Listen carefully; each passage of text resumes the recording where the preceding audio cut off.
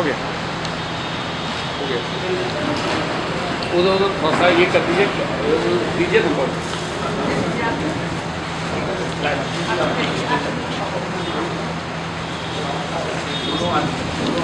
Sir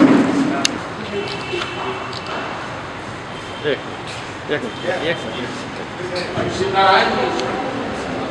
चलिए दीजिए, ठीक है। पाठक जी आप खुद आइए आइए। हमारे गुप्ता जी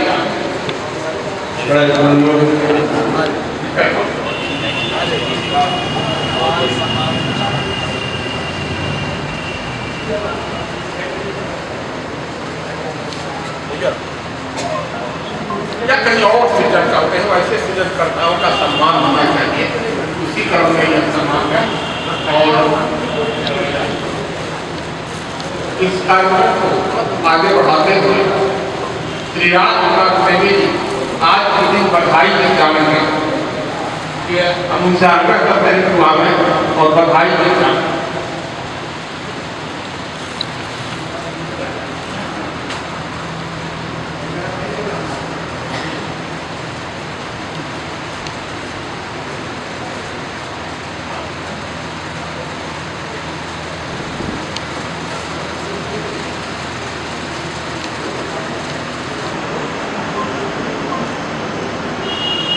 माननीय अध्यक्ष जी, मंचासीन विद्वान सर्वलोकप्रिय कवि नारायण जी और सभा करने बैठे आप सभी विद्वान, मेरी इच्छा हो रही है कि इनका जन्मदिन है। पहले एक स्कोर सुनाता हूँ भोजपुरी में, हमारा नाम का जन्म हुआ है उसमें भोजपुरी में देखिए सोहर पारंपरिक बोली में। राम जी के लिए जन्मवा भवनवा के भाग जागल हो, ललना बाबू माई के कुरल आरामनवा भवनवा में हार बाजल हो, ललना बाबू माई के सावेलन सुमनवा की भरी गई गगन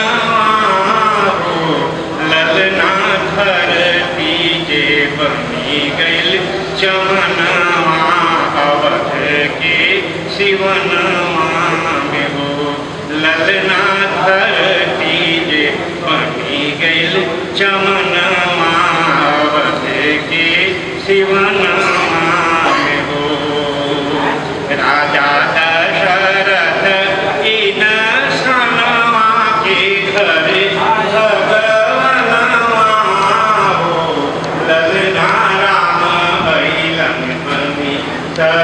तनवा माई खुशिला के तनवा में हो, खुशबा मेरा मरदनवा खुशी के बाटे दिनवा हो, ललना घरे घरे होता तो हर गनवा लोग नाचता अंगनवा में हो।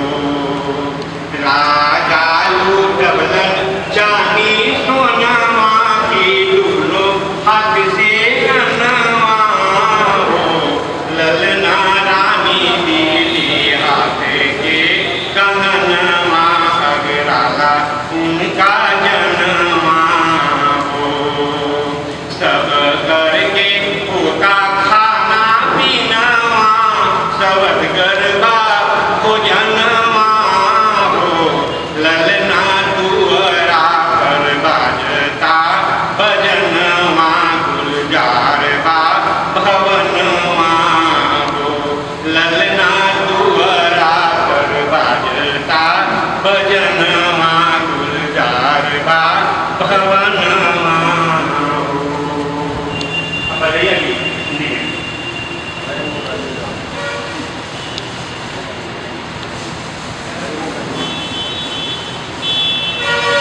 जन्मदिन है आपका खुशियाँ लाया, जन्मदिन है आपका खुशियाँ लाया, प्रेमी भी दिल से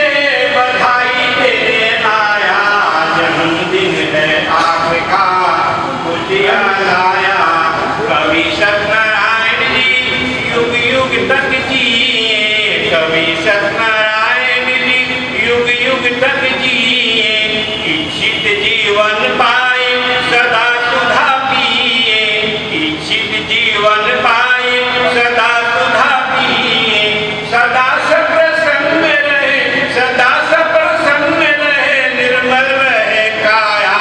जन्मदिन है आपका खुशियाँ लाया, जन्मदिन है आए आपको बधाई देने संगी साथी आए, हार्दिक शुभकामनाएं संग संग लाए, आपके व्यक्तित्व और कृतित्व सबको भाया।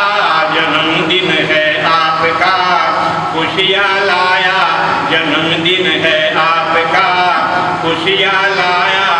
आज हम सब मिलजुल कर इनको सजाएं, आज हम सब मिलजुल कर इनको सजाएं, संग संग खाए पिए खुशियाँ मनाए, संग संग खाए पिए खुशियाँ मनाए। लाखों बधाई देते, लाखों बधाई देते, प्रेमी ना आघाया। जन्म ले कहे राजकुमार प्रेमी मन अगराता है, आप सबको देख प्रेम घरे न धराता है, आप सबको देख प्रेम घरे न धराता है। गाया बधैया गीत, गाया बधैया गीत, हृदय जुड़ाया, जन्मदिन है आपका। ये कैसे रचनाकार के बारे में हम चर्चा कर रहे हैं जिन्होंने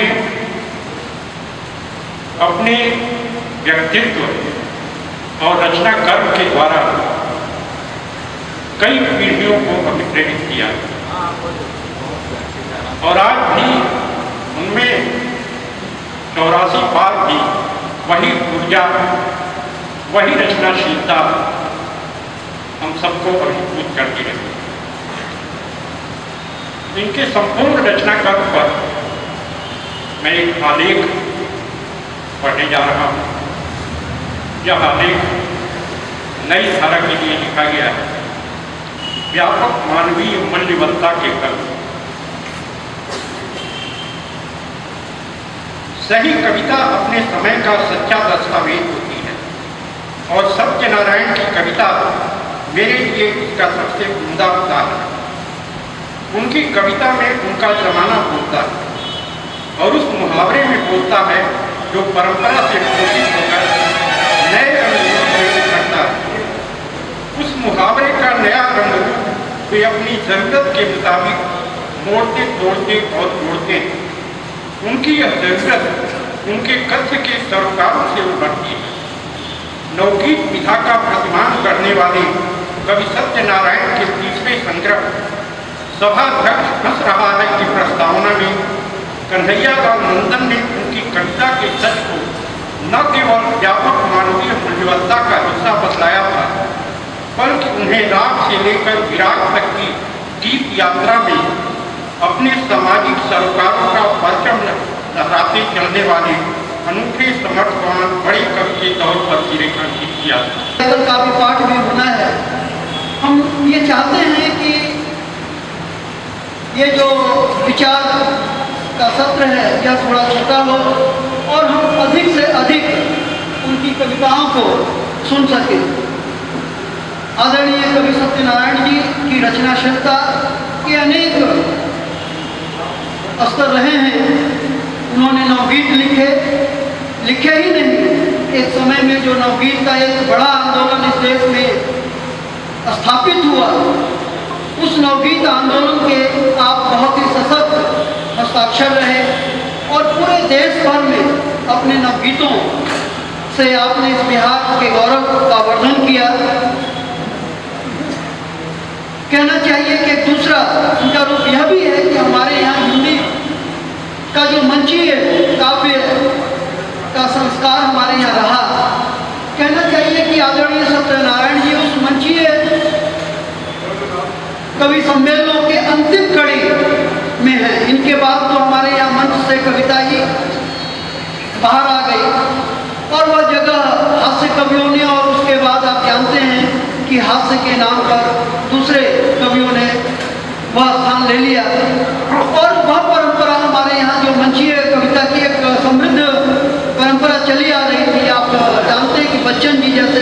दिनकर जी जैसे कवि बड़े बड़े कवि मंचों से जाते थे और कविता का अपने पाठकों और अपने श्रोताओं से जो सीधा सरोकार बनता था और उन सरोकारों के माध्यम से जो काव्य का संस्कार परवर्ती पीढ़ी में तैयार होता था वह सब का सब ध्वस्त हो गया, वह सब का सब खत्म हो गया। आप ये मान सकते हैं कि कवि सत्यनारायण जी उस मंचीय काव्य परंपरा की बल्कि प्राय अंतिम पीढ़ी के रचनाकारों में आते हैं। कोई ऐसा राज्य नहीं होगा, कोई ऐसा समृद्ध मंच नहीं होगा जिसे आपने शेयर नहीं किया और अपनी कविताओं के माध्यम से पूरे देश भर में उसकी गरिमा का वर्णन करते हुए उस हिंदी संस्कृति की परंपरा का आप संवहन करते रहे। न प्रभात जी को मिला, न हंस कुमार तिवारी को मिला, अनेक कवियों को यह सौभाग्य नहीं मिला। ईश्वर की कृपा है कि कवि आयुष्य पाता है।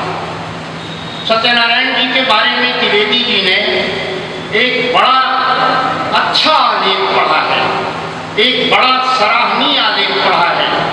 इनकी कविताओं के रंग के बारे में, उन कविताओं के प्रसंग के बारे में, इनके संचालन पक्ष के बारे में, इनके काव्य पाठ के बारे में, इनके गद्य लेखन के बारे में और इनकी वक्तृता के बारे में।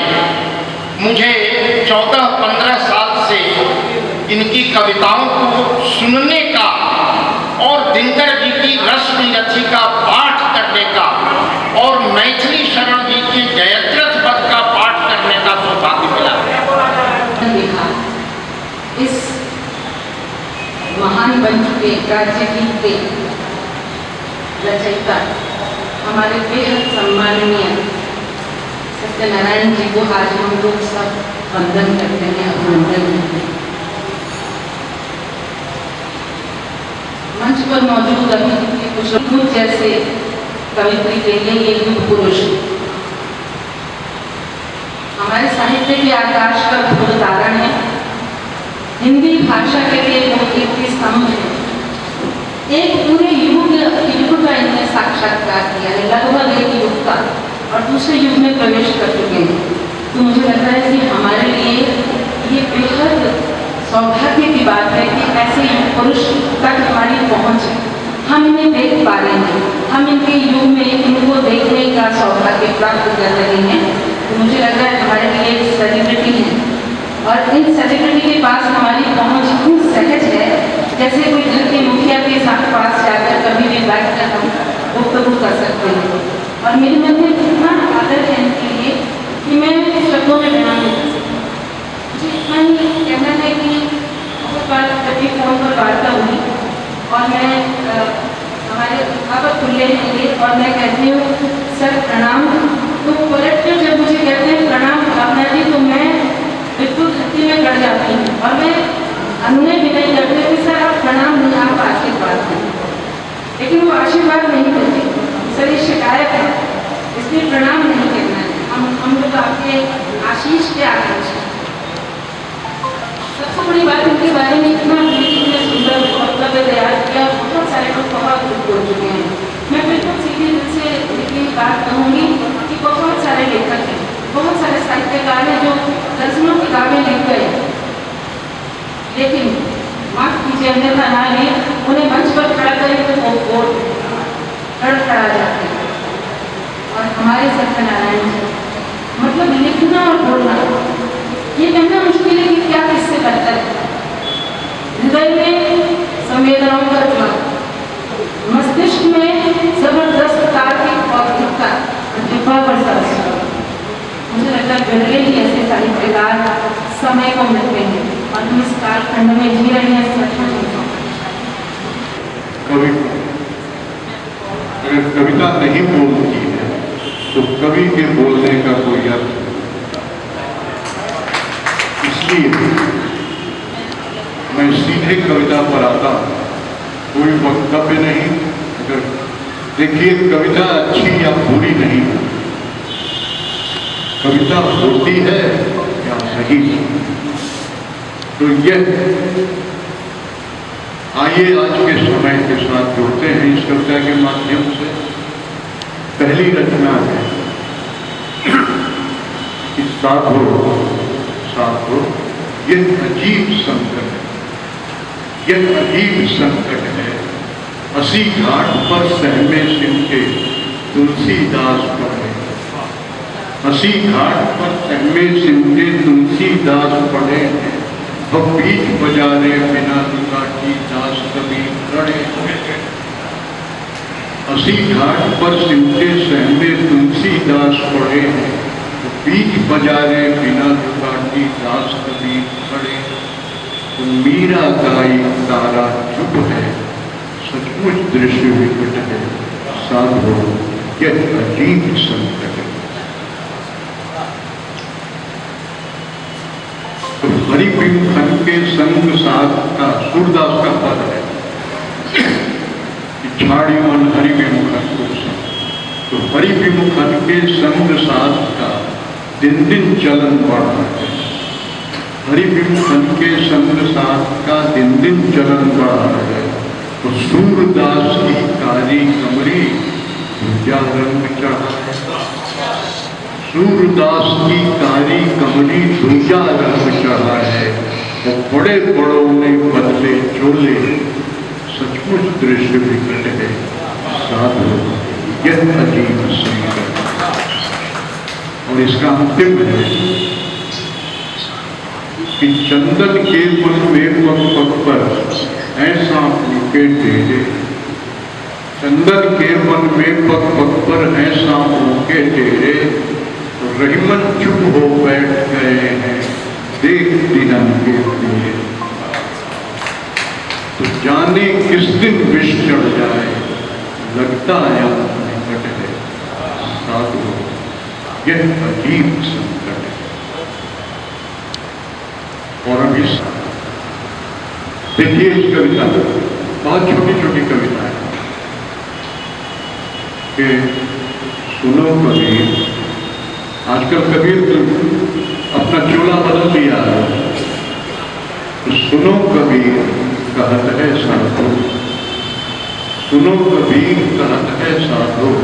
अरे हम माटी के खेल खिलौने, बिकते आए रौने पौने। हम माटी के खेल खिलौने, बिकते आए रौने पौने। तो हम ठहरे भोले भंडारी, खूंटे से बांधो या ना धो। सुनो कबीर कहत है साधो।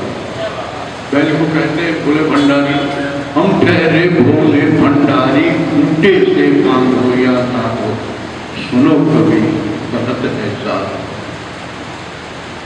तो हम माटी के खेल खिलौने, तो भी गया कि हम माटी के खेल खिलौने, बिकते आए औने पौने।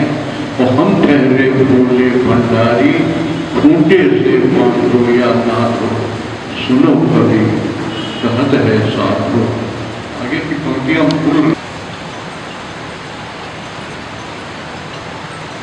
एक है मेरी, जो बहुत छोटी थी, मेरी पोती, उसको देख के कि भाई बचपन पर अब क्या संकट है, इसके लिए उसको आगाह किया गया।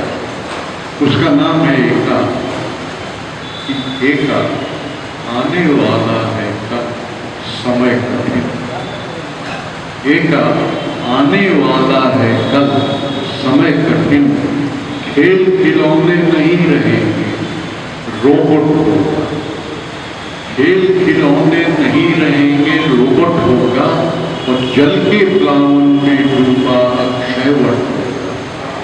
पिछले प्रलय में अक्षयवट नहीं डूबा, लेकिन अब भी जल के प्लावन में डूबा अक्षयवट होगा।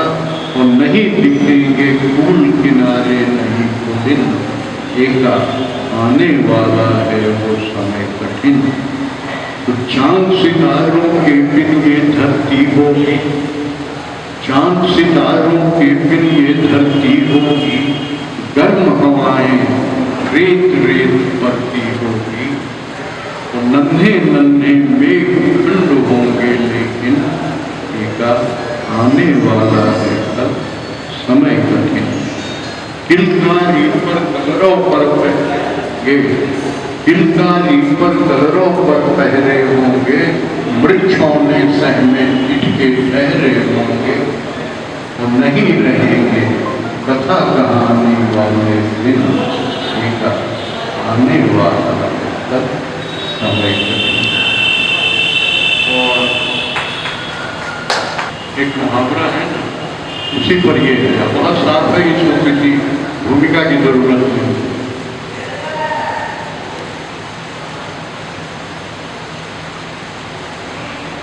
एक कविता है,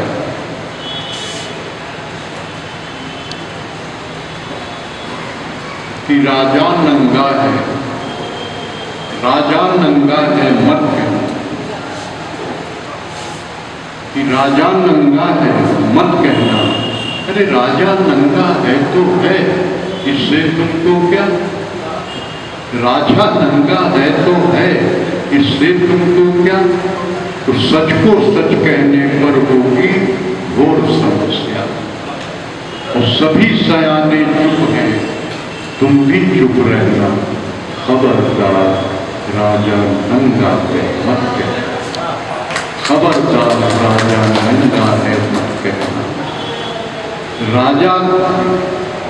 राजा दिन को रात कहे तो रात कहो तुम, राजा दिन को रात कहे तो रात कहो तुम, और राजा को जो आए वैसी बात कहो। और जैसे रात है राजा वैसे ही रहना, जैसे रात है राजा वैसे ही रहना, खबरदार राजा नंगा है मत कहना। राजा की जो तुम मुखालिफत कभी करोगे, चौराहे पर सरेआम बेमौत मरोगे। अरे अब तक सहते आए हो, कल भी सहना, खबरदार राजा नंगा मत। इसी भावभूमि की, लेकिन इसको अपने ढंग से कहा गया।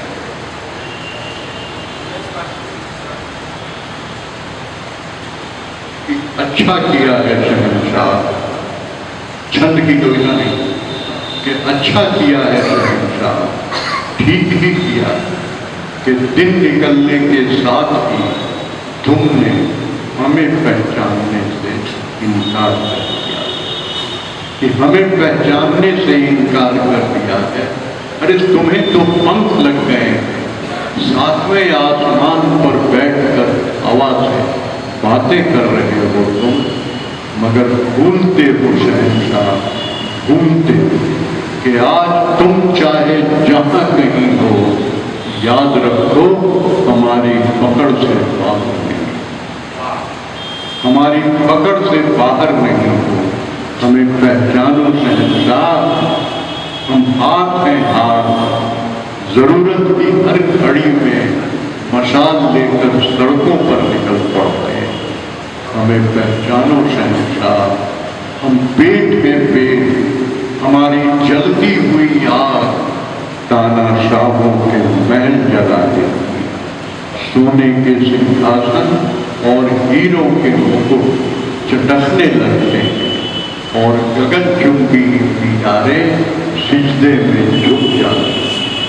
हमें पहचानो शहंशाह, डरो मत, हमें फैलने दो, आकाश कभी छोटा नहीं पड़ेगा। हमें फैलने दो, आकाश कभी छोटा नहीं पड़ेगा। हमें भूलने दो, हमें भूलने दो, धरती कभी बंजर नहीं होगी। हमें जलने दो, चांद और सूरज कभी निस्तेज नहीं होंगे।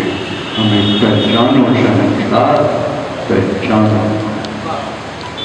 उन दिनों जब चर्चा हुई जेपी मूवमेंट की, जयप्रकाश जी का आंदोलन जो हुआ था, उस दौर की एक दो कविता या उसकी कुछ कुछ पंक्तियां सुन लीजिए। मैं काफी आप पर बोझ नहीं डालना चाहता। हाँ जी,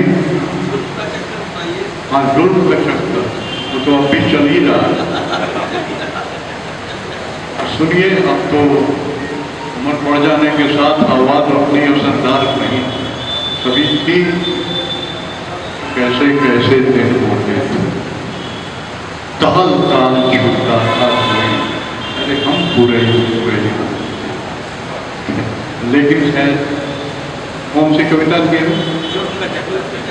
हाँ, ये हम लोग देखिए उस समय एक ही बात कहेंगे, एकाएक मैंने ऐसे ही आनंद में ये तय हो गया। और ईश्वरनाथ रेणु हमारे हुआ, हम लोग लखनऊ स्वीट हाउस था पहले, उसी के बरामदे पर ये बिहार आंदोलन के दिनों में धरना पड़ा।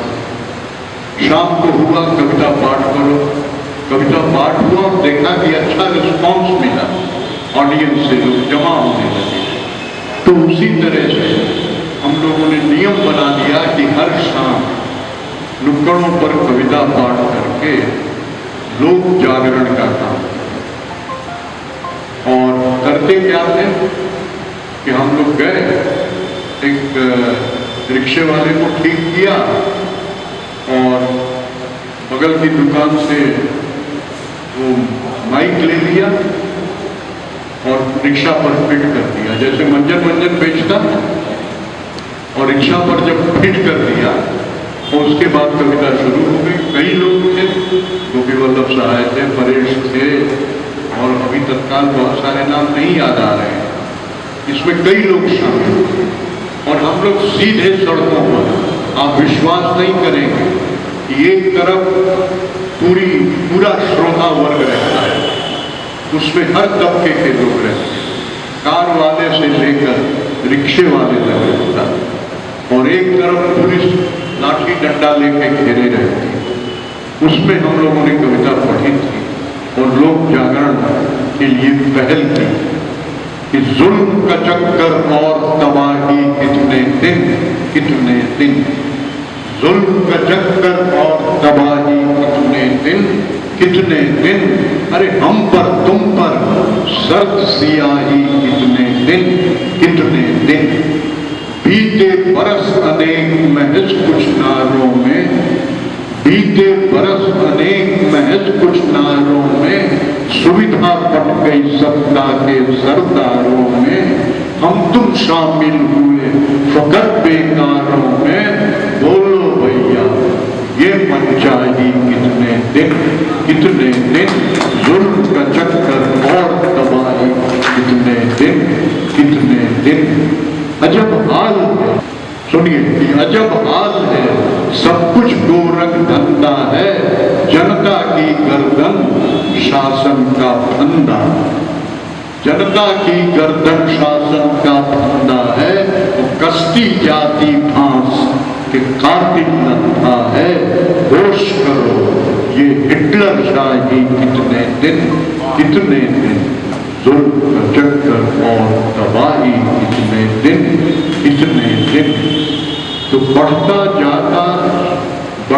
जाता जोर मुनाफा खोरों का, कुछ आढ़त के कुछ कुर्सी के चोरों का, उठो साथियों उठा पवंडर चोरों का, हम मेहनत कश अब को गाही कितने दिन, जुल्म का चक्कर और तबाही कितने दिन। अंत में बदलेगा अब तो ये आलम बदलेगा,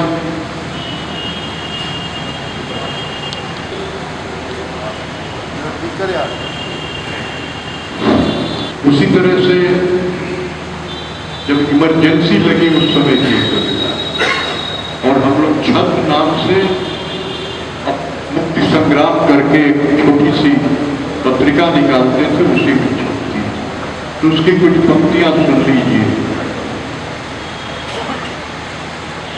कि किस नींद में डूबे हो सुनो वक्त की पुकार। इमरजेंसी का समय, पूरा देश कारागार में बदल गया, तब्दील हो गया, कि किस नींद में डूबे हो सुनो वक्त की पुकार, अरे मिलती है मौत जिंदगी में सिर्फ एक बार। सुनिए शिक्षा कि वो किस नींद में डूबे हो सुनो वक्त की पुकार, मिलती है मौत जिंदगी में सिर्फ एक बार। वो तुम नहीं कि जालिमों के जुल्म से डरे, वो तुम नहीं जो जालिमों के जुल्म से डरे, ऐ दोस्त कब्ल इसके जमाना गिला करे। उठो के वक्त आ गया है मेरे, उठो के वक्त आ गया है मेरे जानिसार, मिलती है मौत जिंदगी में सिर्फ एक बार। ये खौफ, ये जोर जुल्म सुबह ये जोर जुल्म सुबह सितम शाम कब, ये जोर जुल्म सितम सुबह शाम कब तलक, बोलो तुम्हारे नाम पर इल्जाम तलक, कुछ होश करो बोलना है जुल्म में शुमार, मिलती है मौत जिंदगी में सिर्फ एक बार। अरे ये अपना वतन है, नहीं जागीर किसी, ये अपना वतन है नहीं जागीर किसी की, जमहूरियत में दार है तस्वीर किसी की, सब लोग कहर ढा रही तदबीर किसी की, ये जिंदा कौम करती नहीं इतना इंतजार, उठो के वक्त आ गया है मेरे जानिसार, मिलती है जिंदगी में सिर्फ। ये एक प्रेम की जब जवानी थी तब का लिखा गया है। क्या आप देखिए किस ढंग से बात कही गई है, भावना जी, इसमें किस ढंग से बात कही गई। ये प्रेम का पहला स्पर्श, एक हल्की छुअन भर से, एक हल्की छुअन भर से आँख कर रह जाए जैसे काल का जल, ठीक ठीक वैसे काम कर कुछ रह गया था, छपकी चलती बेर फूलने का मुड़कर सुनो आना है, सुनो आना है। सच कहीं कुछ भी नहीं था, बस हवा के पांव पत्थर हो गए थे, और जो सूरजमुखी सी झुक गई थी शाम, और जो सूरजमुखी सी ढल गई थी शाम, और झुक गई थी सीपियाँ आंखें, सहसा एक मोती हथेली पर थर थरा कर क्यों पड़ाया थे, जबकि चलती बेर तुमने कहा मुड़कर सुनो आना फिर। तो जानता हूँ धुंध के आकाश में भटका करेगा मोह बाकी मन, ये कुछ दर्श फूलों से रखेगा।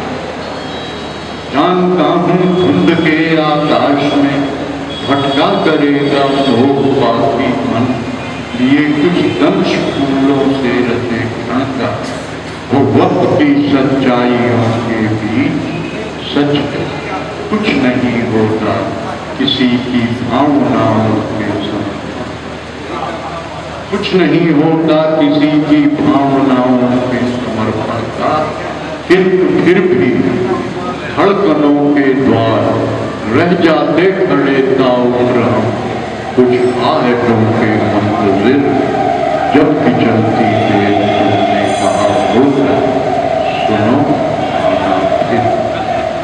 और एक दिन पहले तो लैंडलाइन होता था, अब तो मोबाइल आ गया। हम लोग के ज़माने में लैंडलाइन होता था, तो लैंडलाइन पर घनघनाई आतंक कर जाओ, लैंडलाइन पर घंटी घनघनाई आदतन, घंटे रिसीवर आदमी उठाता है और हेलो कहता है, तो उधर से कोई आवाज नहीं आ रही, सिर्फ हंसने की आवाज आ रही, लगातार हंसने और लगातार हंसी की आवाज आ रही। तब एकाएक स्ट्राइक करता है कि अरे ये तो वही हंसी है जो आज से 35-40 साल पहले सुनने को मिलती थी। और अब सुनिए इस संदर्भ, घंटी बजी और फोन पर मैंने हेलो कहा, घंटी बजी और फोन पर मैंने हेलो कहा। अरे वही वही बिल्कुल पहले जैसी ही धुली धुली, उधर हंसी तुम और इधर बगुले की माँ। इधर हंसी तुम और इधर बगुले की पाँव खुली, और भरी झील में सहसा पूरनमासी गई नहा। फोन पर मैंने तुम हेलो कहा, तो लेकिन कोई आवाज नहीं आ रही है। हम लोग के टाइम में तो वैलेंटाइन डे होता नहीं था कि खुल्लम खुल्ला प्रदर्शन। तो होठों पर होंगी अब भी वो कुछ बातें रुकी रुकी, लेकिन उसका मजा याद कुछ और था। होठों पर होंगी अब भी कुछ बातें रुकी रुकी, हर सवाल पर बड़ी बड़ी दो आंखें झुकी झुकी, और बिन बोले ही बतियाने का अपना चलन रहा। फोन पर मैंने हेलो कहा, तो बहुत बड़ी उम्र ने खींची ही होंगी कुछ रेखाएं। अब की बात कि बड़ी उम्र ने खींची ही होंगी कुछ रेखाएं, वो बाल सफेद हुए होंगे शायद दाएं बाएं, लेकिन फिर भी होगा वही चेहरा था जो कभी रहा। फोन पर मैंने हेलो कहा, सुनो कहाँ पूरा हो पाता है अपना होना, और खाली ही रह जाता है मन का कोई कोना, और बहुत अकेला कर ही देता है कोई लम्हा। फोन पर मैंने हेलो कहा। तो मित्रों, अधिक लिखने की प्रेरणा मुझे एक नाटक देखकर, वो नाटक था स्नेहलता रेड्डी। वो इमरजेंसी के दिनों में जेल में आंदोलन में पकड़ी गई थी और जेल में ही उनका निधन हो गया। वो बहुत अच्छी वक्ता और कार्यकर्त्री थी। तो स्नेहलता रेड्डी, तो यह उनका एक ये आया था कहीं जिसमें सीता के संदर्भ, आपने अहल्या की बात की ना, तो सीता के संदर्भ में कि जब लंका से सीता को लेकर राम लौटते हैं, तो एक दिन सीता को कहते हैं कि आपको अग्नि परीक्षा देनी, अपने सतीत्व को प्रमाणित करने के लिए आपको अग्नि परीक्षा देनी। तो सीता पूछती है क्यों, क्या हुआ? तो उन्होंने कहा कि देखिए, प्रजा कह रही है कि आप इतने दिन राम की हिरासत में रही, कैद में रही, तो आप पवित्र हैं या नहीं, इसके लिए अग्नि परीक्षा हो। कहा किसने कहा? तो एक व्यक्ति जो है, एक ही व्यक्ति, कोई धोबी था, उसने कहा। तो कहा कि एक धोबी का मत लोकमत होता है, एक आदमी का मत लोकमत होता है, और फिर भी मैं तो आपसे अलग रही, लेकिन आप भी तो मुझसे अलग रहे। क्या सारा विधान मेरे लिए है, आपके लिए कोई विधान नहीं है?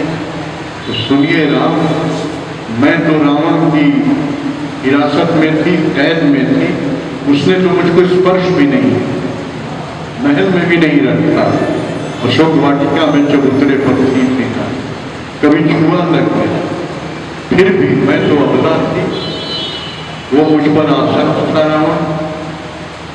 मैं जिस परिस्थिति में थी, क्या यह जानकर आपको क्षमा नहीं कर देना चाहिए? सुनिए राम, जिसमें क्षमा करने की उदारता नहीं है, उसमें प्रेम करने की पात्रता नहीं। तो इसी संदर्भ में अहल्या का अपना कोई दोष नहीं। अब देखिए इस कविता को, इसे पूरे मन से लिखा और आप पूरी चेतना से सुनिए। अहल्या अपने पति गौतम से कहती है कि मेरा अपराध क्या था मुनि श्रेष्ठ, मेरा अपराध क्या था मुनि श्रेष्ठ, क्या सचमुच कलंकिनी थी मैं? मेरा अपराध क्या था मुझसे? क्या सचमुच कलंकिनी थी मैं? तुम्हारे हवन कुंड की निर्धूम अग्नि शिखा सी लप लप करती मेरी देह यश, द्वितीया के चंद्रमा को न जाने वाली मेरी बंकिम दृष्टि, वेद की उच्चरित ऋचाओं सा मेरा कंठ स्वर, और तुम्हारे मंत्र खुले तपोवन में कंचन मृगसा कुलाचे भरता मेरा निश्चल मन। क्या मैं तुम्हारी तपस्या सी पवित्र नहीं थी? क्या मैं तुम्हारी तपस्या से पवित्र नहीं थी मुनिश्रेष्ठ? अरे तुम्हारी अर्धांगिनी होकर भी यह विवेक कहाँ पा सकी कि ब्रह्मवेला के उस दलके में मैं छद्मवेशी इंद्र को पहचान पाती है? वो तो वेश बदल के आया कि ब्रह्मवेला के उस दलके में मैं छद्मवेशी इंद्र को पहचान पाती। अरे वो तो आमंत्रण से भरा, वो तो आमंत्रण से भरा, ये वो तो राग से भरा तुम्हारा आमंत्रण था और मैंने स्वयं को संपूर्ण छोड़ दिया था। समर्पण की फुहारों में कण कण भीग कर मैं धरती से धुल गई थी, बोर बोर सौंधी गंध से भर गई थी। मेरे तत्वज्ञानी अब पूछती कि तुमने तो दिव्य दृष्टि से सब कुछ जान लिया, सब बात में मालूम कि तुमने तो दिव्य दृष्टि से सब कुछ जान लिया था, फिर रात्रि के तीसरे पहर को ब्रह्म वेला समझ लेने का तुम्हारा वो भ्रम क्या केवल आकस्मिक था? क्या केवल आकस्मिक था? नहीं मुनिश्रेष्ठ, मैं जानती थी कि तुम्हारे खंडित अहम की ज्वाला में तुम्हारी अहल्या को समिधा होना ही था। अभिशप्त पाषाणी मैं सुदूर निर्जन में पड़ी अपने उद्धार के लिए प्रतीक्षा करती रही एक अवतारी पुरुष की चरण धूलि। किंतु यह आवृत्ति को देखो कि मेरे महान उद्धारक ने मस्तक पर राजमुकुट धारण करते ही अपनी जीवन संगिनी को निर्वासित कर दिया, अपनी जीवन संगिनी को निर्वासित कर दिया। अरे एक देवता के कुकृत्य से जूझने में तुम अक्षम रहे और मर्यादा पुरुषोत्तम राजसुख की लिप्सा न छोड़ सके। यह कैसी विडंबना थी मुनिश्रेष्ठ! यह अभिशप्त पाषाणी मैं हुई और सीता परित्यक्ता वनवासी। मेरा अपराध क्या था मुनिश्रेष्ठ? क्या सचमुच कलंकिनी थी मैं? धन्यवाद।